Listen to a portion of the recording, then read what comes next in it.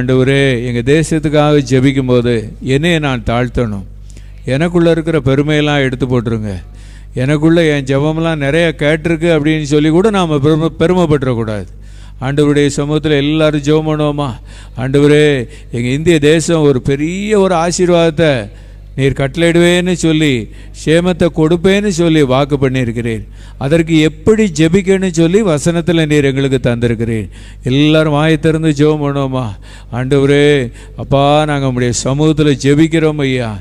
என்னை தாழ்த்தி நான் ஜெபிக்கிறேன் ஆண்டவரே. அப்பா, ஸ்தோத்திரம் ஸ்தோத்திரம் ஸ்தோத்திரம்னு சொல்லி நம்ம இந்திய தேசம் ஒரு பெரிய ஒரு ஆசீர்வாதத்தை அடைய போகுது.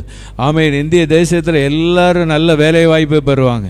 இந்திய தேசத்தில் எல்லா குடும்பமும் நல்லா செழிச்சிருப்பாங்க. இந்திய தேசத்தில் எல்லாருக்கும் நல்ல வீடுகளை கர்த்தர் நமக்கு தருவார். இந்திய தேசம் நல்ல ஒரு ஆசீர்வாதமான மழை பெய்யக்கூடிய தேசம். ஆசீர்வாதத்தை கர்த்தர் நம்முடைய தேச